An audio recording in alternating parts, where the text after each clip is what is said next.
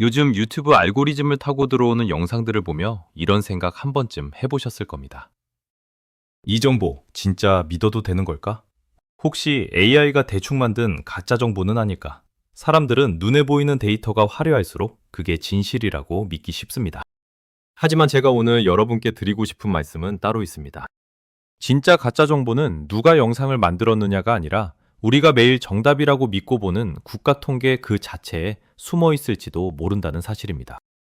대한민국 경제가 절대 대놓고 말해주지 않는 아주 불편하고도 소름 돋는 진실을 지금부터 하나씩 꺼내보겠습니다. 자, 그럼 본론으로 들어가서 우리가 뉴스에서 매일 접하는 그 화려한 숫자들 속에 얼마나 거대한 함정이 숨어 있는지 그 실체부터 파헤쳐 보겠습니다. 나라에서 발표한 자료를 보면 우리나라 평범한 집들이 가진 재산이 5억 6천만 원 정도라고 합니다. 여기서 빚을 다 빼고 순수하게 내 손에 쥐는 돈만 해도 4억 7천만 원이나 된다는군요. 이 이야기를 듣는 순간 어떤 기분이 드셨나요? 아마 대부분은 내 통장 잔고를 떠올리며 말도 안 된다고 생각하셨을 겁니다. 내 주변에는 다들 먹고 살기 힘들어서 아우성이고 당장 이번 달 대출이자 내기도 벅찬데 대체 그 많은 돈은 누가 다 가지고 있는 걸까요? 내가 혹시 남들 다 하는 것도 못하는 낙오자가 된 건 아닐까 하는 불안감이 엄습할 수도 있습니다. 하지만 단언컨대 여러분이 잘못 살고 있는 게 아닙니다. 우리가 정답이라고 믿었던 그 데이터 자체가 우리를 기만하는 거대한 착시 현상을 일으키고 있는 겁니다. 이게 왜 가짜 정보나 다름없는지 아주 쉬운 비유를 하나 들어보겠습니다. 어느 회사에 전 직원이 모여서 회식을 하고 있다고 상상해 보세요. 신입사원 99명의 연봉은 각각 3천만 원입니다. 그런데 이 자리에 연봉이 100억 원인 회장님이 갑자기 합류합니다. 자, 이제 이 회식 자리에 모인 사람들의 평균 연봉을 계산해 볼까요? 놀랍게도 모든 사람의 평균 연봉은 순식간에 1억 3천만 원으로 껑충 뛰어오릅니다. 서류상으로는 이 회사의 모든 직원이 억대 연봉자인 것처럼 보이지만 실상은 어떤가요? 99명의 사원은 여전히 3천만 원으로 한 달을 버텨내고 있습니다. 단 한 명의 압도적인 부자가 전체의 진실을 완전히 가려버린 겁니다. 대한민국이 발표하는 재산의 평균치가 지금 이 회식 자리와 똑같은 모습이라는 사실을 알고 계셨나요? 이것이 바로 데이터가 우리에게 대놓고 말해주지 않는 첫 번째 불편한 진실입니다. 그런데 여기서 한 가지 더 깊이 생각해 볼 문제가 있습니다. 우리가 단순히 이 숫자를 보고 기분이 나쁜 수준을 넘어 왜 가슴 한구석이 답답하고 불안해지는 걸까요? 그건 우리 뇌가 가진 아주 오래된 본능 때문입니다. 우리 뇌는 원시 시대부터 무리 안에서 나의 위치가 어디쯤인지를 본능적으로 계산하도록 설계되어 있습니다. 당시에는 남들보다 뒤처진다는 것이 곧 사냥감을 나눠받지 못해 굶어 죽을 수도 있다는 생존의 위협이었기 때문입니다. 현대의 통계 시스템은 바로 이 원시적인 공포를 교묘하게 자극합니다.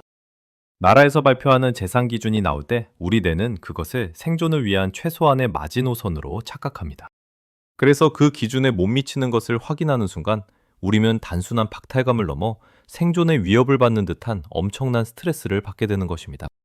이것은 일종의 통계적 가스라이팅입니다. 실제로는 대다수가 여러분과 비슷한 처지인데도 평균이라는 가면을 씌워 여러분만 가난한 것처럼 착각하게 만드는 것이죠. 그렇다면 우리는 이 가짜 평균 대신 무엇을 믿어야 할까요? 가장 정확한 방법은 대한민국 모든 가구를 가장 가난한 집부터 가장 부자인 집까지 한 줄로 길게 세어보는 겁니다.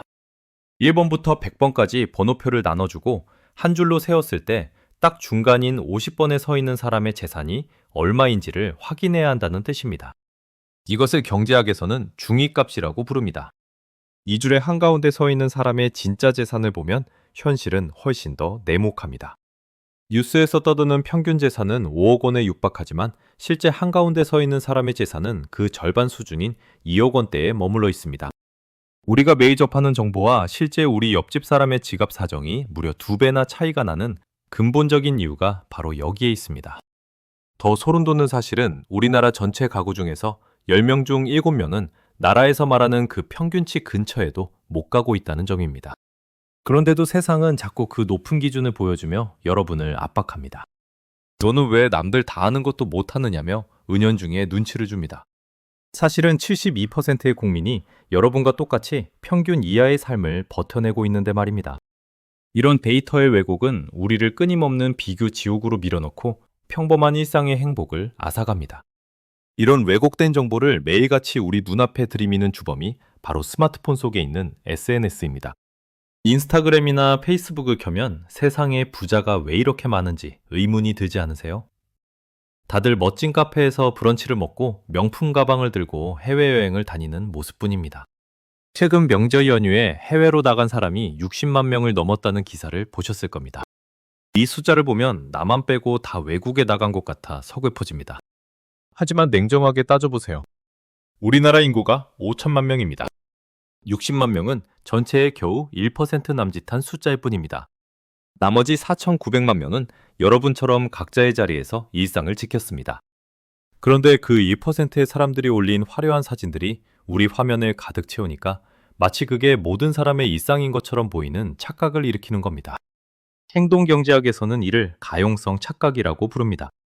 내 눈에 자주 띄고 기억하기 쉬운 정보가 세상의 전부라고 믿어버리는 뇌의 치명적인 허점이죠. 이것이 데이터가 말해주지 않는 두 번째 불편한 진실입니다. 이제 좀 더 깊숙한 경제의 내막을 들여다볼까요? 대한민국 경제가 숨기고 있는 세 번째 비밀은 우리가 사는 지역에 따른 자산의 단절입니다. 서울과 수도권의 집값이 하늘 높은 줄 모르고 치솟으면서 이제 재산의 기준은 어디에 사느냐에 따라 완전히 다른 세상 이야기가 되었습니다.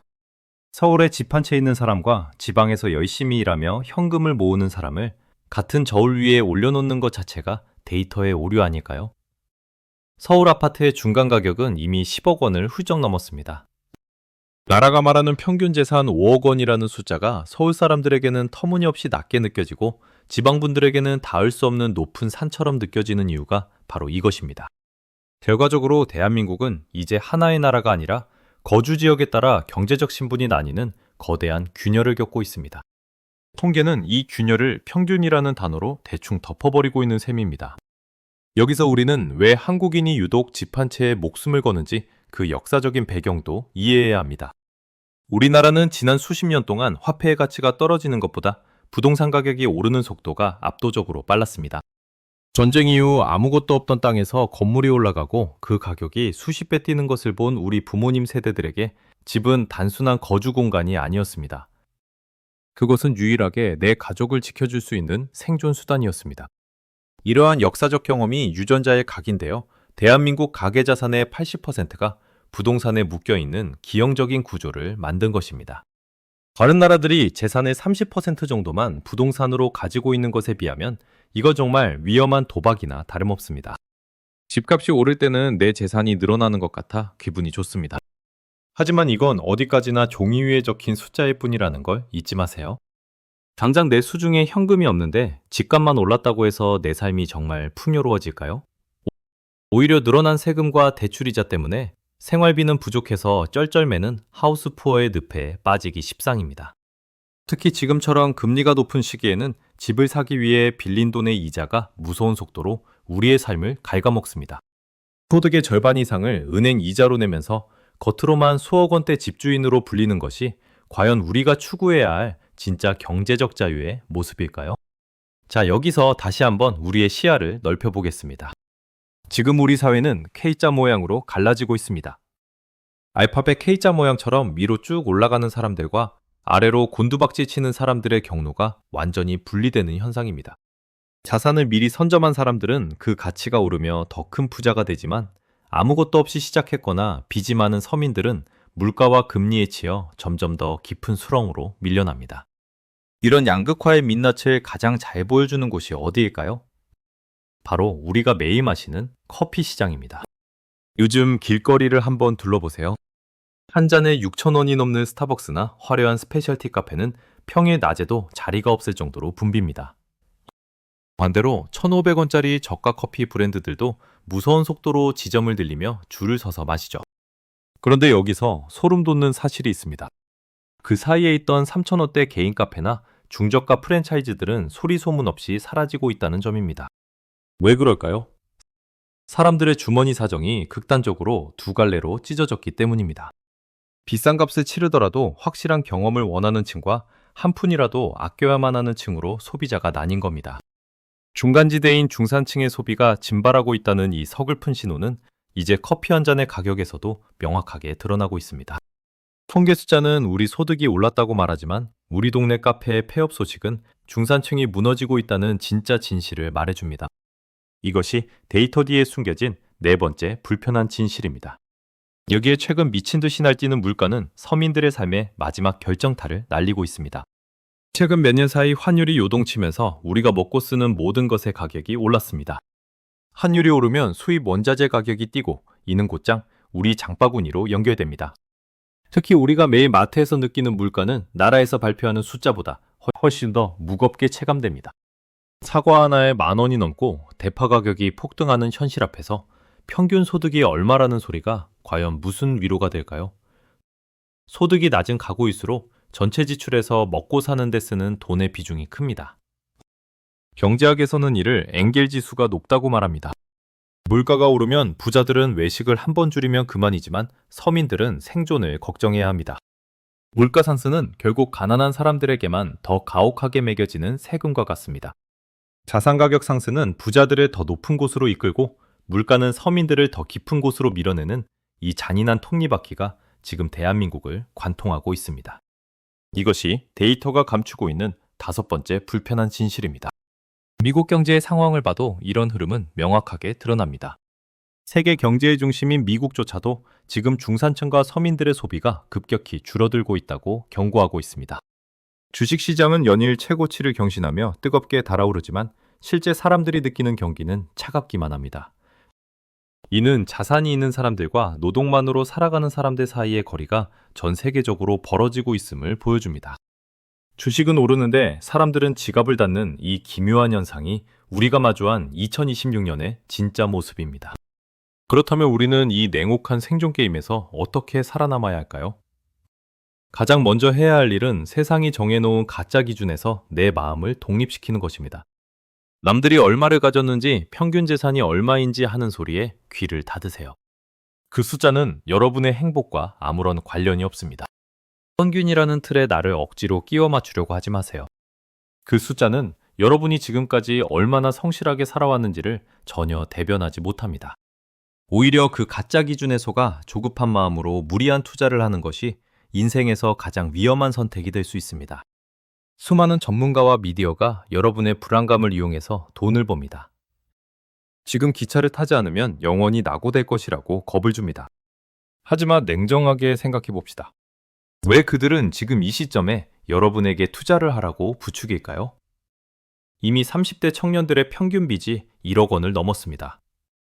이건 우리 세대가 미래에 벌 돈까지 미리 끌어다가 자산시장에 쏟아붓고 있다는 증거입니다. 남들의 속도에 맞추려다 내 다리가 찢어지는 상황을 가장 경계해야 합니다. 진정한 경제적 자유는 수익률이 몇 %냐는 숫자에서 오는 게 아닙니다. 내 삶을 온전히 내가 조절할 수 있다는 자신감에서 나옵니다. 원칙 없는 투자는 결국 시장의 큰손들에게 내 피 같은 돈을 가져다 바치는 꼴이 됩니다. 한 달에 단돈 50만 원이라도 꾸준히 모으고 불려나가는 나만의 원칙을 세우세요. 부의 마법은 엄청난 천재성에서 나온 것이 아니라 수십 년이라는 시간을 견뎌낸 끈기에서 나왔습니다. 당장 큰 돈을 벌지 못한다고 해서 실망할 필요가 있을까요? 거품이 빠지고 진짜 기회가 왔을 때 그 기회를 잡는 사람은 조급하게 뛰어든 사람이 아니라 차분하게 현금을 확보하고 공부하며 때를 기다린 사람입니다. 경제 공부를 할 때 우리가 가장 조심해야 할 것은 내가 보고 싶은 것만 보는 습관입니다.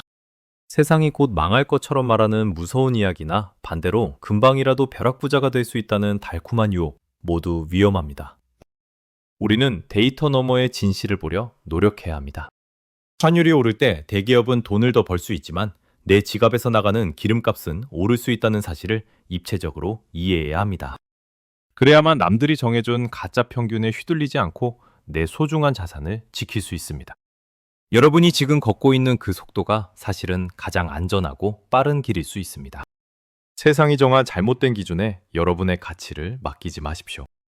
흔들리지 않는 중심을 잡는다면 거대한 양극화의 파도 속에서도 여러분의 소중한 재산과 행복은 반드시 지켜질 것입니다.